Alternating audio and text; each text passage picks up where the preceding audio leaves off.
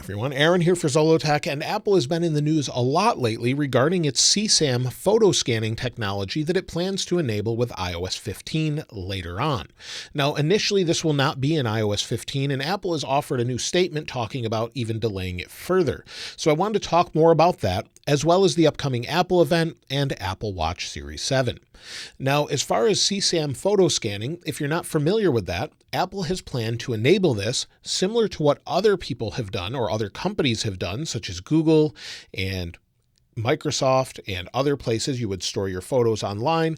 They've done this for years and people didn't really make too much of a big deal about it. But because it's Apple and they're privacy focused on their device, a lot of people are upset about it, to the point where they're saying they're not going to buy any more Apple products, they're not going to use it. But Apple has first of all given you the choice of turning off the option for photo scanning by just not using iCloud Photo Library. If you have that off, you won't have that enabled. However, if you do use iCloud Photo Library, Apple is using the information to sort of determine if it's exploiting children. Now, they're not doing this by looking at the photo individually like some others do. Instead, they're looking at it encrypted using a hash from a database, comparing images on a basic code level. So I'm really not explaining it in detail here, but they're looking at a code level, seeing if there's matches, and if there's enough matches, it will then unencrypt them and send them to a human who can then verify again to make sure that they are actually matches. Then they will be sent to the proper authorities. After all of that, they will only see those images and not your entire photo library. If there's no matches, they just get thrown away. And so this is probably the best way so far to do this as far as keeping everything private, since Apple will not see your individual photos and they won't know anything about them. However, the concern is being exploited in the future by government or other authorities. And so many people have been concerned about this exploitation that could happen in the future. I don't think anyone is concerned about keeping children safe, and most think that's a good thing. And I agree, keeping children safe is a very good thing. But the future exploitation is what concerns most, I believe.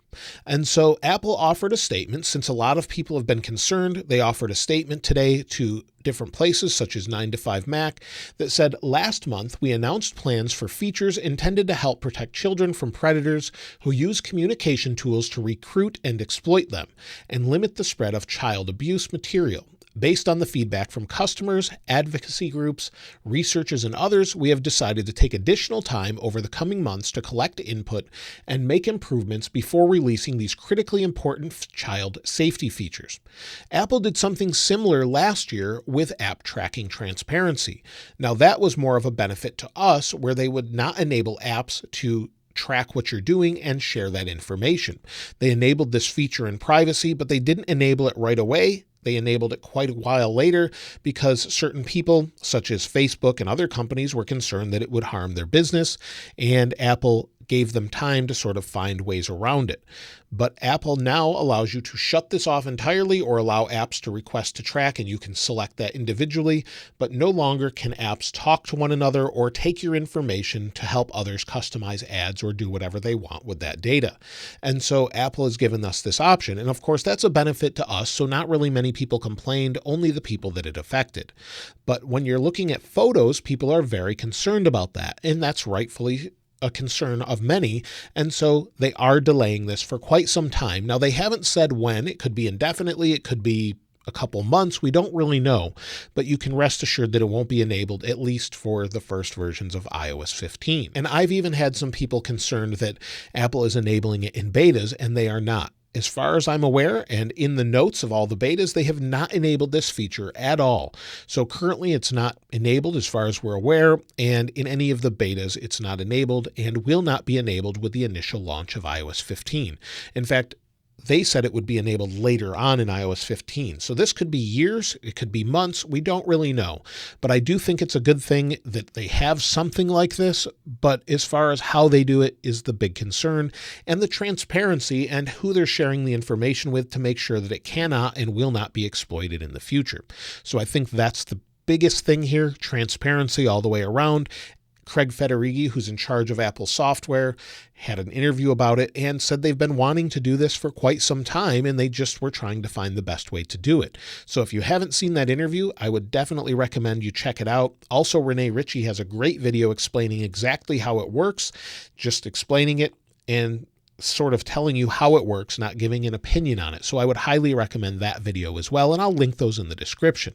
So as far as that being delayed, I think that's a good thing, and hopefully some changes come out of that. Now, as far as the upcoming Apple event will most likely be in a couple weeks. Many people are expecting invites to go out as soon as next Monday on the 6th or 7th, where we would have the event on the 13th or 14th of September. This makes a lot of sense based on year over year. We did not have events so far this week, so it makes sense to see them next week if Apple is planning an iPhone 13 event for the week of the 12th. That makes a lot of sense with pre-orders going live on the 17th for the iPhone 13 and being available to the public on the 24th. Typically, they give a week between those, but Apple, of course, is free to change up whenever they want to release them. Now, along with that, Apple will release iOS 15 sometime probably around the 17th. They could release it on the 15th. We don't really know, but based off last year, it wouldn't surprise me if it's the 15th where they release iOS 15. That seems to make the most sense, with watchOS 8 coming around that time, as well as iPadOS 15. However, I would not expect macOS Monterey until a little bit later on, since Monterey is sort of delayed as far as its beta updates, and this is what Apple typically does every couple of years. They give themselves a few more weeks with the macOS versions, and maybe because they're going to have a future event with Macs in them, M1X MacBook. Now, the final thing I wanted to address has to do with Apple Watch Series 7. We expect a new Apple Watch. I've shown it a little bit in other videos where it will be more squared off, have a larger display, and again, 9 to 5 Mac compared the display size to give you an idea where it would be 44 versus 45 millimeters and sort of have a different display with a more squared off edge.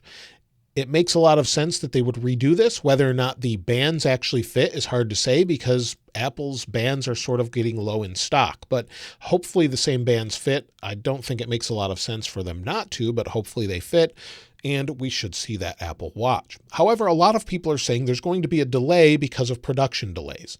Now, this isn't necessarily going to affect Apple in any way. Apple wants to make sure they make the best product. And if there's a problem with displays, whether that be the Sapphire displays on the Steel or whatever the higher end models are, or something to do with the internal chipset, I would rather have it right and maybe be a couple weeks or a month later. But saying it's delayed before Apple has even announced anything really isn't a delay at all. Apple hasn't announced anything. So it's not delayed. It's just, it could be later than people originally thought. Apple can change this up at the last minute as they see fit. So if they have a problem with MacBook production, with the processors or the chipsets inside the watch or the iPhone, Apple can change that around. Last year, we had a staggered release of iPhones where we had iPhone 12 and 12 mini, 12 Pro and 12 Pro Max, all at different times, sort of in pairs. So if they do something this year like that, it makes sense. They have the right to do that, of course, and whatever works best for the supply chain, getting them produced as they have to make millions of them, seems to make sense. So we will have a new design, it looks like, but the specific date, whether or not it's around the iPhone 13 launch, is hard to say. They could announce them at that event and then have them come out a little bit later. They could even be earlier. We just don't know until we actually have the information from Apple directly.